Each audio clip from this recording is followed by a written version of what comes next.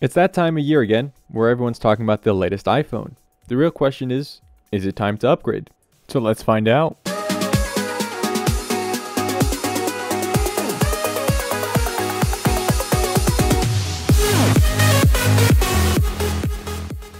Now I don't have the latest iPhone 16 Pro Max to review, but I have this not so good condition iPhone 12 Pro Max, Apple's flagship device from 2020, and we'll be using this as our benchmark. Now the purpose of this video isn't really to see if it's time to upgrade from a 12 Pro Max to the latest 16 series, it's actually to see if you, the user, should upgrade to the newest iPhone. We're just going to be using this 12 Pro Max as our benchmark. Since we got it, let's see how it holds up in 2024 and what it has to offer. Before we check out the new iPhone 16 series, we need to talk about what device we currently have. I understand that you may or may not have this same phone, but we're going to use this one as a comparison and then check out the new iPhone 16 series. This is the iPhone 12 Pro Max, Apple's flagship iPhone from 2020, the year that changed a few things during the unboxing, so let's check out what we get.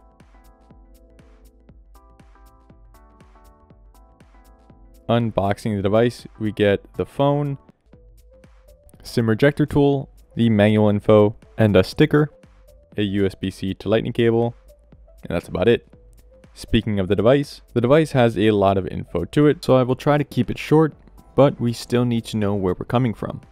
The iPhone 12 Pro Max came out in September of 2020. It came in 4 variants of colors: silver, graphite, gold, and Pacific blue, and it came with either 128 gigabytes, 256 gigabytes, or 512 gigabytes of storage, and of course no SD card slot.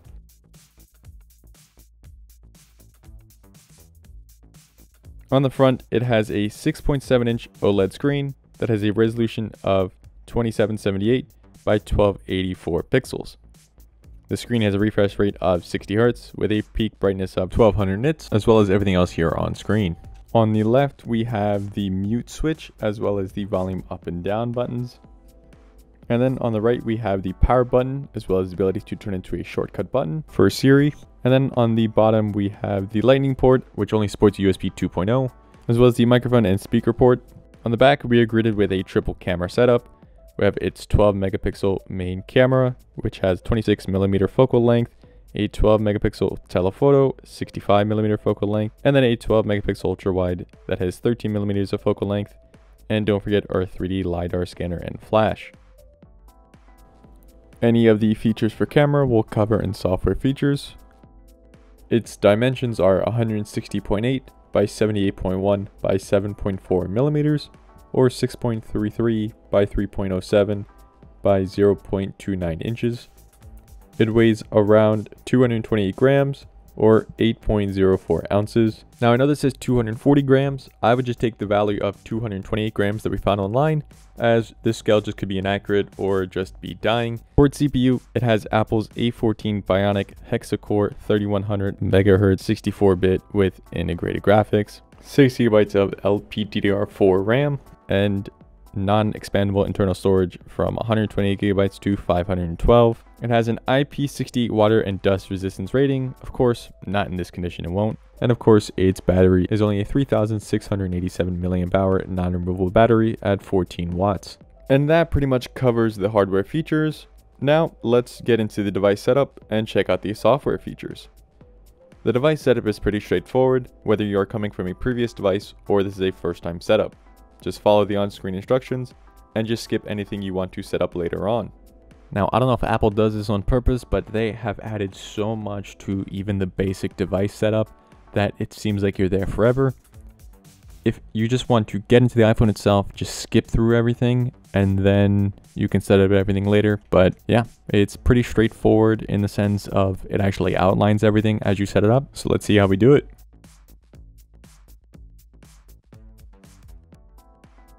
To set up your iPhone, first you swipe up, and then you select your language, and then you select your country or region. Then here's the quick start. You can either set it up manually or come from a previous iOS device. And if you have a previous iOS device, just set it up near your old one, and then it will actually start it that way. Now this will only work with certain versions of iOS. If you have an older iPhone, it may or may not work, but don't worry about it. Hit setup manually, connect to Wi-Fi. Once it activates, Next up is data and privacy. You just can click through this, just click continue or set up later, doesn't really matter. Same thing with Face ID. Next up is a passcode, whether it's 4-digit custom numeric or custom alphanumeric, doesn't really matter. You can always just not use a passcode and set it up later. And then here's your apps and data. You can restore from iCloud, a Mac or PC, transfer from iPhone here, or move data from an Android. If you have none of these, just select don't transfer apps or data. Here you sign into your iCloud or your Apple ID as they changed it to. If you don't have an Apple ID, you can just select down below, I don't have an Apple ID, and move on. And then it's either going to say set up later in settings. We can just do that, create a free one, doesn't matter. Here are the terms and conditions. You can read it through, just click agree. And then here we can keep up our device settings, just hit continue. Message and FaceTime, set up later or continue. Location services, I would always just hit disable and just click through it. You can always just enable any of these things in settings. Siri, again, continue, set up later, doesn't matter. You can do hey Siri, and then there's that power button as the Siri button. And then audio settings. A lot of this stuff you can just hit set up later or continue. It doesn't really matter. Most of the stuff don't share or move on. As I said before, just skip through everything, doesn't really matter. Just get into that iOS experience. Just hit continue on light or dark, doesn't matter. Display zoom, again, click through. This is all personal preference you can modify in settings, and then here swipe up to get our experience. Now we can into device software features.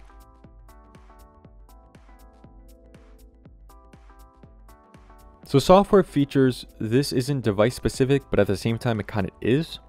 Anything that's an iPhone SE 2nd generation or 10s, 10R, anything like that will support iOS 17 and iOS 18. Or at least that's what they're saying until people come around and say they don't. So device specific features are features that the device supports but not fully utilizes. For example, Apple has a standby mode, which allows users to plug in the device, turn it horizontally, and you can see things like a clock or anything. Now, once again, if you don't have at least an iPhone 14 Pro, you're not going to be able to use this feature to its fullest. Your phone can use it, but because Apple didn't build it such a way that once it goes away, it's not going to come back on until you tap on the screen. And I just wanted to outline some key highlighted features of iOS 17. I know I'm not going to cover them all, but we're just trying to keep this a little short so we can move on to device testing. So Apple added features like contact posters, live voicemail, standby mode, which we talked about before, journal app, interactive widgets, message updates, FaceTime enhancements, AirDrop improvements, Safari updates, and autofill enhancements. So a lot of these are just updates, upgrades, improvements to features that they already had built into their OS. And then they added some actual features, such like contact posters for you to customize contact cards, live voicemail for real-time transcripts of voicemails, standby mode, which we talked about, which is allowing you to show information like clocks, photos, or widgets while it's charging horizontally, the journal app, and that pretty much covers some of the most highlighted features. Of course, I didn't cover everything, but that just gives you the gist of it. So if you're thinking of upgrading to a newer iPhone, unless you're really set upon upgrading, you will get iOS 18 on your phone if you have at least an iPhone SE 2nd gen or 10s and newer. Now, before we check out Apple's new device, I wanted to do some testing with this. We're going to do some camera tests, battery life, and overall support, and then see how that compares to Apple's new iPhone 16 series.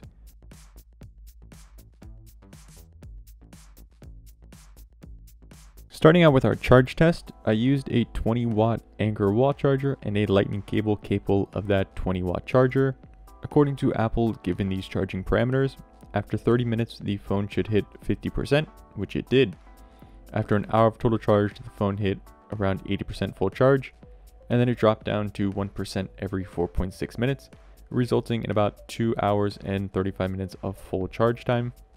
Now, I did have the optimized battery charging setting enabled, which has the iPhone learn from daily charging routines, so it maxes right around 80% and then slows down from there. Turning this off, I noticed that after around 70%, the phone seems to slow down its charging rate from around 1.16% per minute to about 0.37% per minute, or around 1% every 2.67 minutes.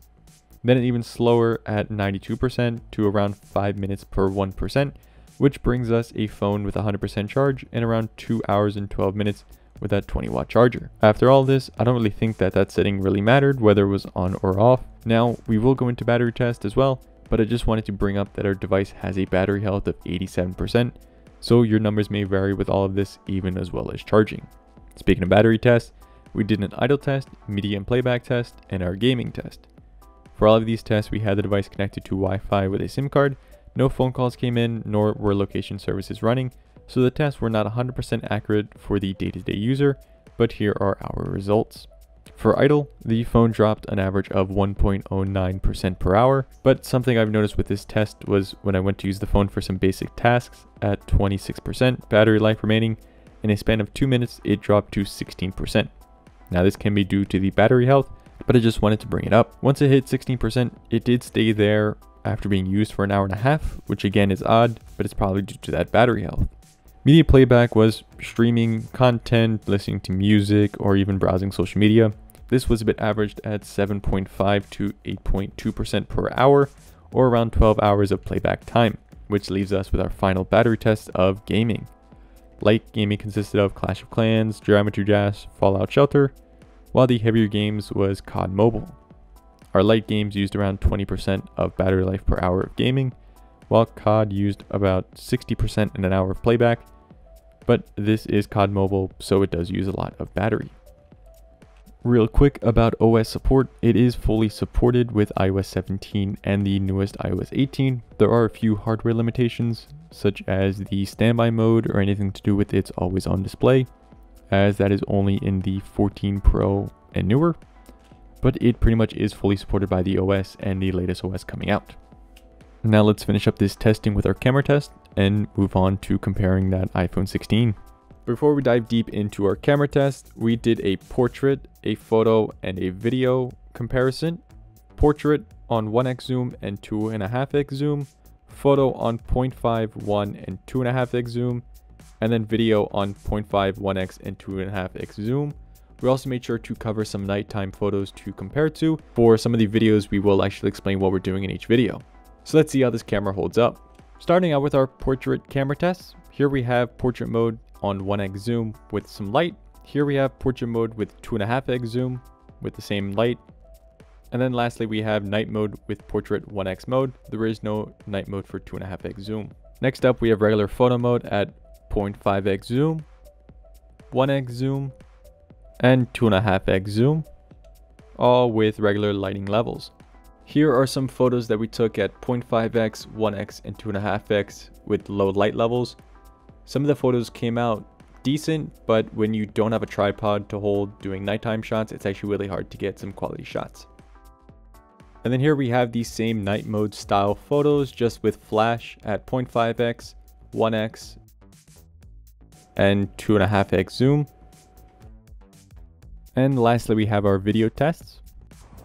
Alright, I know it's a bit windy, but this is a microphone test and a camera test at the same time. This is the 1x zoom, the 0.5x zoom, and the 2.5x zoom.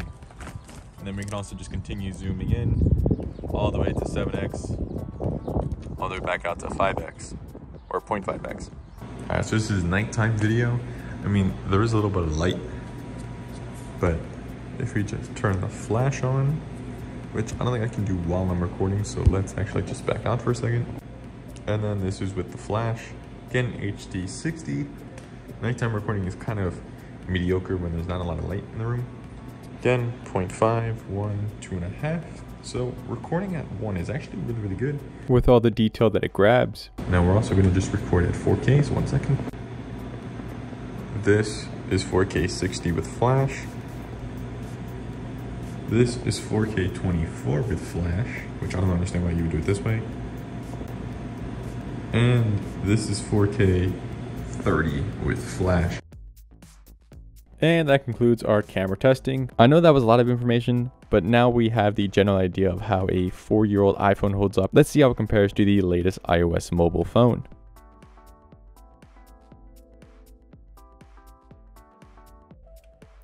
And here we are, comparing our iPhone 12 Pro Max with the latest iPhone 16 Pro Max. Now here we also have the base iPhone 16.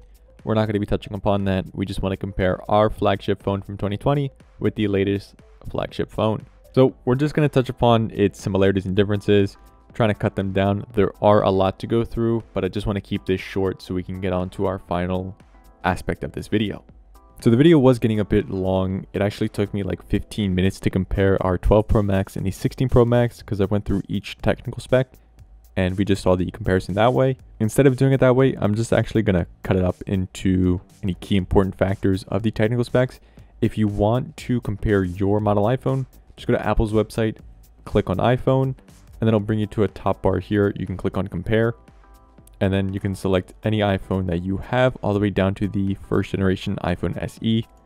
And then it will just list out most of the technical specs. It won't list out 100% of the technical specs, but most of them should be on here.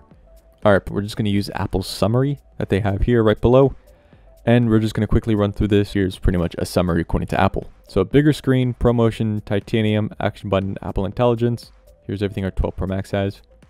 A18 Pro chip with 6 cores, 16 core. A14, 6 core, 4 core, 16 core. They have their new camera control button. Pro camera system on both. This one has 48 megapixels, while this one only has 12. And all this extra stuff that they just added. Zoom options are pretty much the same, except the 16 goes to 5x zoom. Dynamic Island was introduced some time ago. Better emergency SOS. Big numbers in playback hours. USB-C 3. Face ID is the same. 5G is the same. New ceramic shield. Same water resistance rating. And higher capable MagSafe charging. And lastly, we have capacity, and that's pretty much it.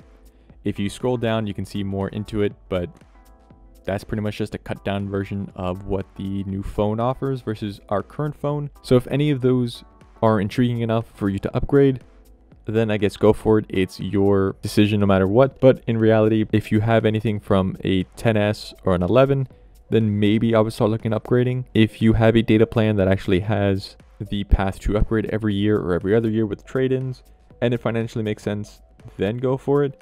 But honestly, the 12 Pro Max still holds up to this day. If you have anything newer than that, then I wouldn't even recommend upgrading. So now, let's check out these pros and cons and finalize this video. Alright, and here we are talking about the good and the bad of our iPhone 12 Pro Max. Now you may or may not have this phone, you may have something newer or something older, so many of these may not play suit in what you have, but hopefully they do. So the 12 Pro Max is still very much usable here in 2024. We have seen through our testing and comparison that it does hold up pretty well. Still supports the latest OS. It supports iOS 17 and now the latest iOS 18. And Apple does a good job of keeping their devices supported for as long as possible without needing to upgrade. Now this is a user-specific case. We will see some of these when we go to the bad, but it's fully paid off. There's no monthly payments in paying off the device, just the mobile data plan. Now I can still play current gen games like PUBG Mobile, COD Mobile, and nothing's lagging or any frame droppage. Now it still supports the Apple ecosystem. This plays in ties with the OS, but it can connect to the AirPods or your Apple Watch or pretty much anything in the Apple ecosystem without needing to upgrade. And then this device specific case of 5G connectivity. This phone supports 5G connectivity. Now the bad, the first two are user-specific cases in the sense of its decent battery life and its overall condition. This is just the specific case of this phone. Yours may be different, but that's just listed for bad. Now it doesn't have that good of camera, but this is just because it's an older phone compared to the new one. If we compare anything older than the iPhone 12 Pro Max to the 12 Pro Max, it will actually be better than previous generations, but that's always the case. It doesn't have a ProMotion display. This came around with the iPhone 14 Pro, so anything older than that will not have it. And then there's no USB-C, which came out with the 15, so this phone of course doesn't have it. That pretty much concludes the good and the bad. We're going to check out the used market, see if it's actually worth upgrading, and then we'll go from there.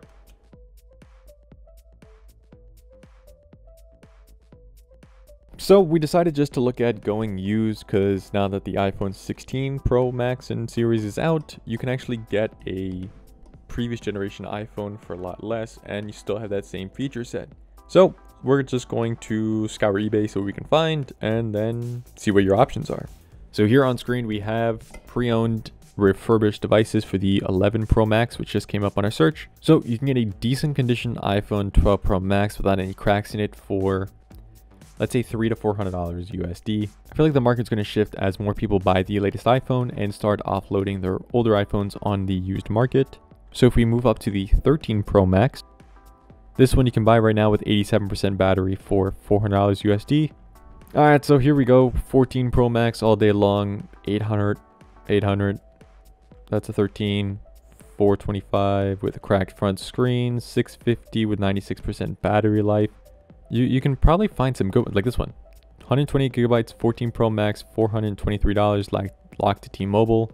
Some of these pricing are really good because it's a 2-year-old iPhone. If we can see about possibly getting a 15 Pro Max for decent pricing, $900, $610, $1,000, $550. This one's buy now for $7, $9. People started putting their 15 Pro Maxes for sale. Looks like you can get a decent one for like $800. But yeah, we're talking about a flagship phone from last year for a little bit more than half, depending on which one you go for. Now, these are all used prices, of course, which will be slightly cheaper than going through Apple's website or Amazon or something like that refurbished. But these are options that you don't actually have to upgrade to the latest device. Now, if you want to upgrade to the latest device, I'd say go for it. If your phone's in a better condition than the one we have, then why not? Do a trade-in, get some money back, and enjoy those newest device features that come with the iPhone 16 series. Don't forget, it is Type-C now, so you will have to throw away all those lightning cables. And that's pretty much the current market of the used iPhones. This will change once everyone starts getting their latest gen iPhone. The market will actually go down in pricing as people kind of flood the market with their current phones. So I've seen this all over social media. A lot of people are saying if you have something as old as 12, you would upgrade. But again, it's all the user's choice, something that they kind of don't want to say. If your phone still works, you're perfectly happy with it, I would not upgrade it. But yeah, once again, choice is up to you. I mean, we've pretty much seen how the 12 Pro Max holds up in 2024. Anything newer than that is going to still be holding up to this day as well. But I mean, yeah, honestly, I wouldn't upgrade at all. I would just sit on what you got unless it makes sense to you. With all that out of the way, let's get into our final thoughts.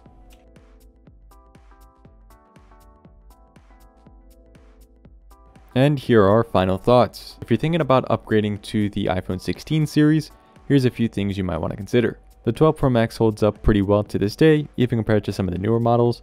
In fact, the iPhone 11 Pro Max would still perform nicely. The iPhone 16 series does bring some nice upgrades like a better camera, better battery life, and some improvements into the chipset, so it may be worth upgrading. However, if you're coming from a device newer than the 12 Pro Max, such as a 13 or 14, even the latest 15, there's no reason to upgrade. In the end, it all depends on what you need and what you're looking for in the phone.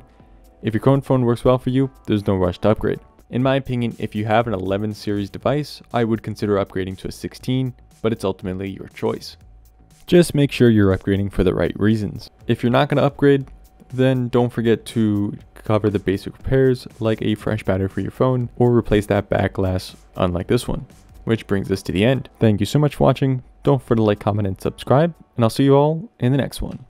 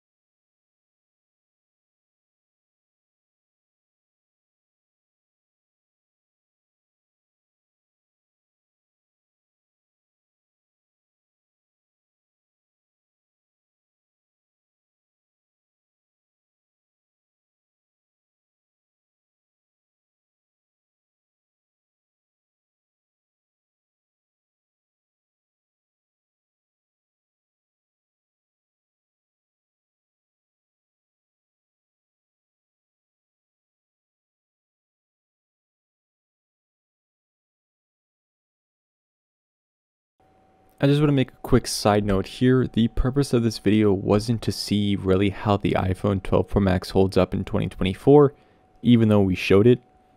It was to see if you're in a position to upgrade to the latest iPhone. Even though we are comparing the 12 Pro Max to the newest iOS device, the comparison you should be making is to your current device, and be asking yourself if it's worth it and if you need to. For example, if you have an 11 Pro Max, and you're looking at the benefits of upgrading, then see if there's a trade-in, go ahead and upgrade, and then go back to that monthly paying off the device. But again, If there's no sense in upgrading, then that's perfectly fine.